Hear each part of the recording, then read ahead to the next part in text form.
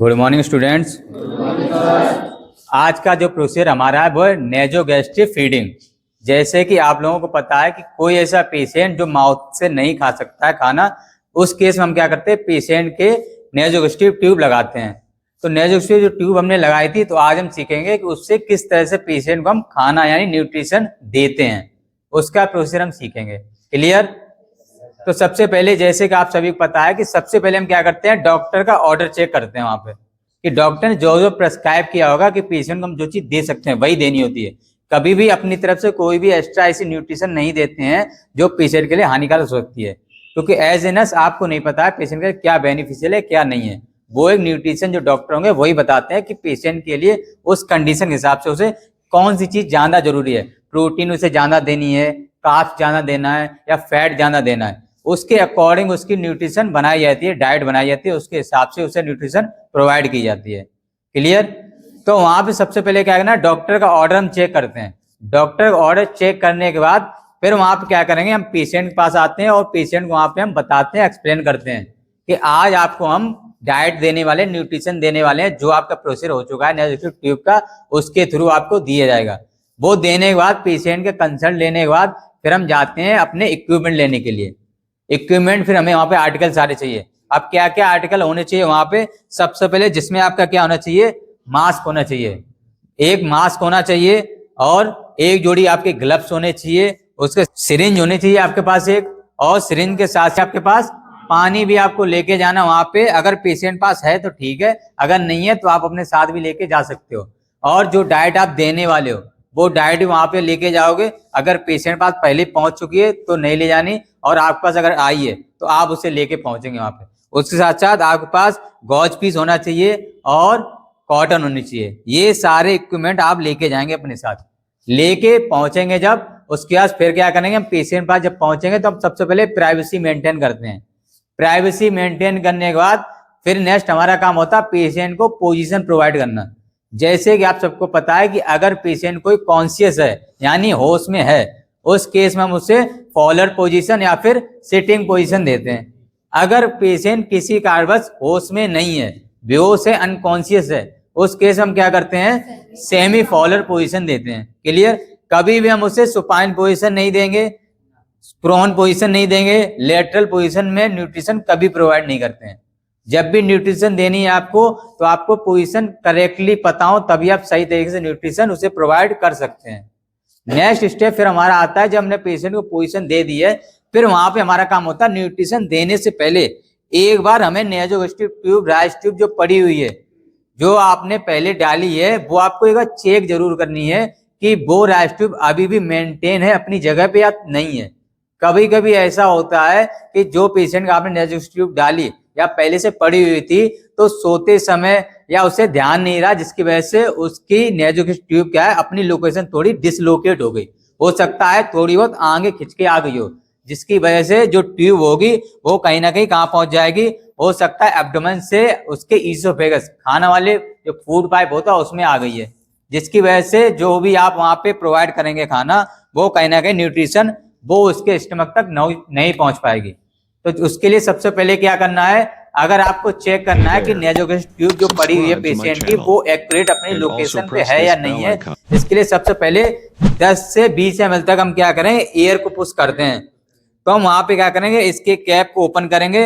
Open करने के बाद वहां पे क्या करेंगे, हम एयर को 10 से 20 ml पुश करते हैं। पुश करने से पहले हम क्या करते हैं, स्टेथोस्कोप का यूज करना बहुत जरूरी है।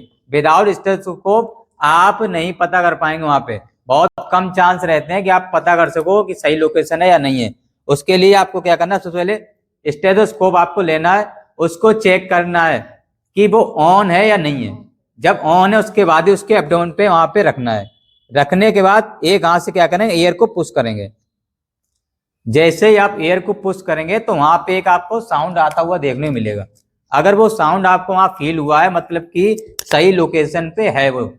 सेकेंड चीज, अगर आपको इससे भी कंफर्म नहीं होता है तो दूसरे आप कैसे पता कर सकते हैं, आप एस्पिरेट करके देख सकते हैं। जब आप टिप को ओपन करके एस्पिरेट करके देखेंगे तो वहां पे एब्डोमेन का जो हमारा HCl लेवल होता है वो कहीं ना कहीं उसमें आता हुआ देखने को मिलेगा, फ्लूइड। वो ग्रीनिश या फिर ब्राउनिश कलर का आपको देखने मिलेगा। अगर वो आ रहा है तो कहीं ना कहीं ट्यूब अभी भी एब्डोमेन में ही है, जिसकी वजह से वो फ्लूइड एब्डोमेन का बाहर आ रहा है। तीसरी, एक्सरे से भी आप कंफर्म कर सकते हो। ये 3 तरीकों से आप कंफर्म कर सकते हो कि नेजोगेस्ट्रिक ट्यूब अपनी लोकेशन है या नहीं है। क्लियर। नेक्स्ट, इसके बाद जब आपने चेक कर ली नेजोगेस्ट्रिक ट्यूब जो थी वो सही थी और अपनी लोकेशन पे है, उसके बाद अब आपको यहाँ पे न्यूट्रिशन प्रोवाइड करनी है पेशेंट। न्यूट्रिशन देने से पहले आपको क्या करना है, सबसे पहले जब भी आप न्यूट्रिशन देने जा रहे हो तो सबसे पहले 20 ml पानी देना पड़ता है। तो आपको क्या करना है, सबसे पहले जो उसकी पिस्टन होती है या फिर प्लंगर ही बोलते हैं, उसको वहां पे आउट कर देना है आपको।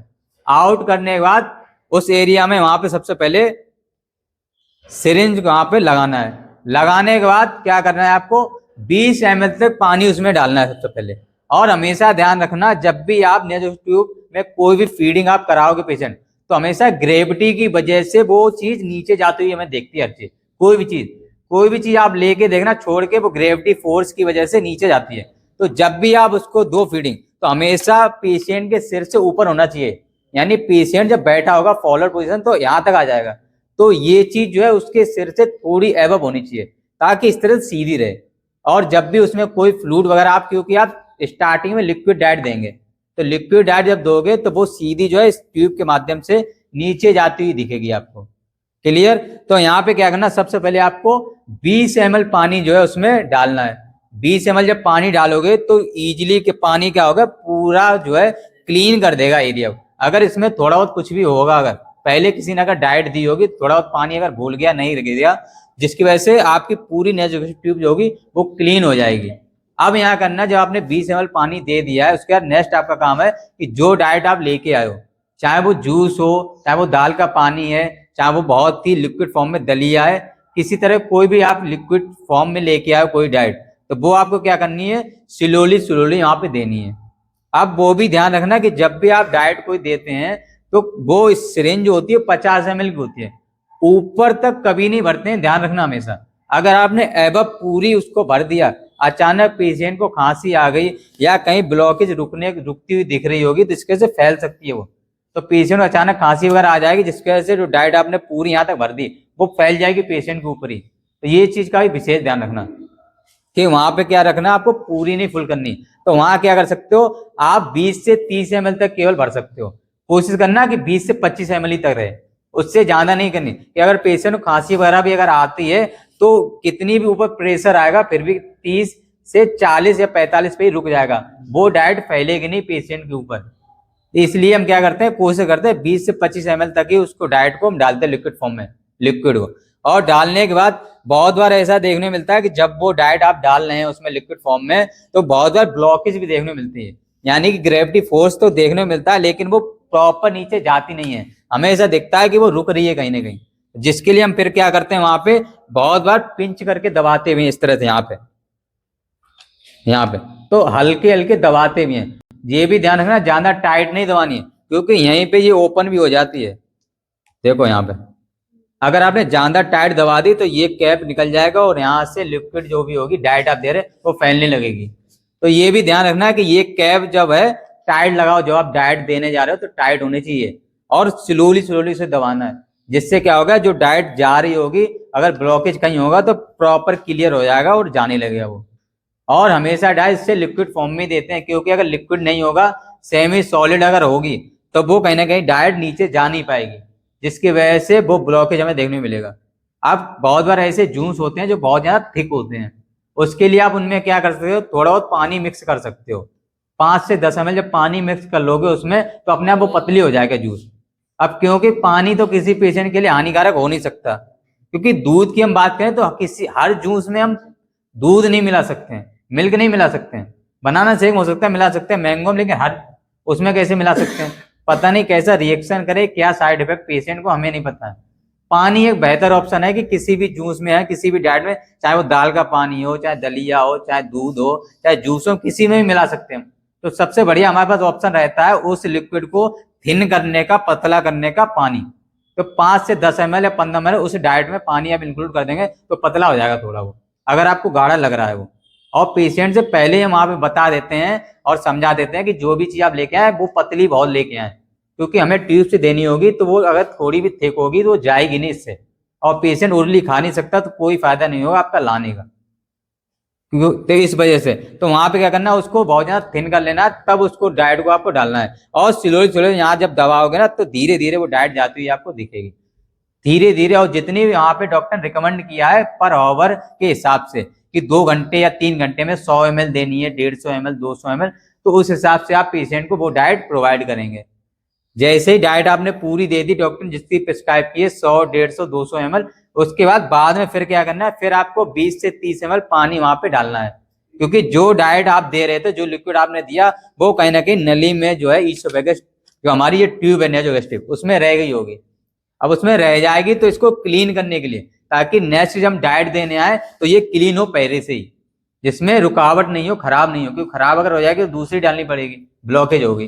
तो उसके लिए क्या करते हैं, हम डाइट जब दे चुके हैं तो 20 से 30 ml तक हम पानी दोबारा डालेंगे, इसमें पानी डालेंगे तो जिससे हमारी सिरिंज भी क्लीन हो जाएगी, और नेसोगेस्ट्रिक ट्यूब जो होगी वो भी पूरी क्लीन हो जाएगी। ठीक है, और ये डालने के बाद फिर हम क्या करेंगे, सिरिंज को निकाल लेंगे, निकाल के इस तरह थोड़ी देर तक करते हैं। ठीक है, तुरंत बंद नहीं करना, तुरंत बंद कर दिया तो इसमें बहुत बार पानी जो रह जाता है तो वो इसी में रह जाएगा।